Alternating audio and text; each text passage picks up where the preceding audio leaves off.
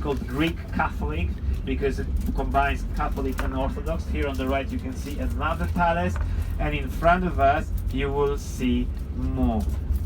Wiesz co, się zastanawiam, jak to zrobić, żeby jeszcze im tu coś pokazać. Niechże się zastanowi, panie bracie.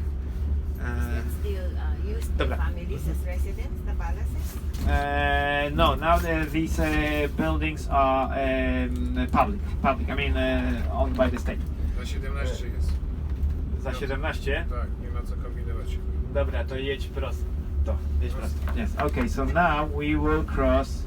We will go along this magnet area. Before we do, look now to the left, and in a moment behind this reddish building, tylko tu cię poproszę powolutku, bo to jest najciekawsza rzecz, którą zobaczymy, dobra? W sensie przez krakowskie.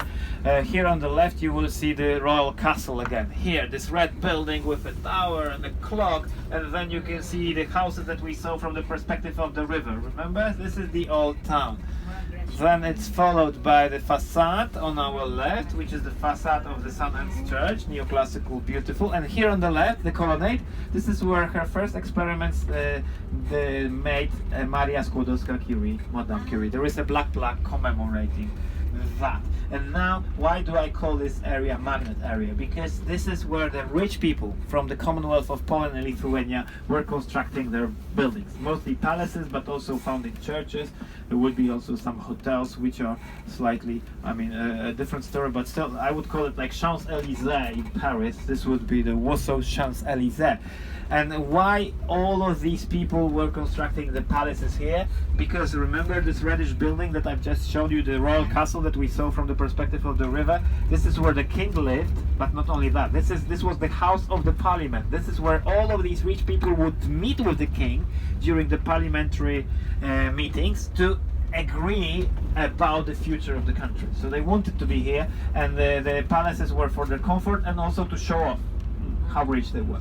So here you can see another beautiful palace. Now on the left you will see a monument of a famous poet, Adam Mickiewicz. Then the Carmelite Church on the left, again a neoclassical facade. And now in a moment you will see one of the most important buildings for the 20th century history, not just in Poland, but in the whole world. If you look to the left, you will see the presidential palace. Here I will just want you to see it, and I will explain you why this building now is under remodelation, but it's been very important. You can see 3 flags. One of them is the NATO flag. There is a small plaque talking about Chopin giving his first concert here to a limited audience.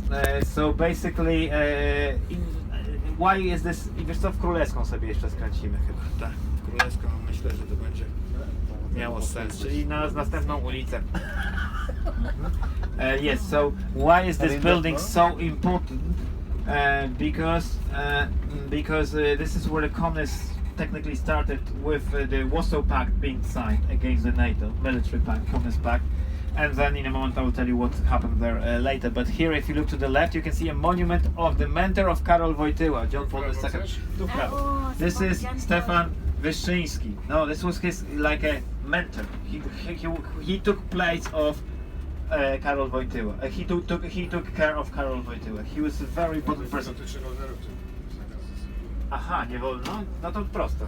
Dobra, okay. So now we have to.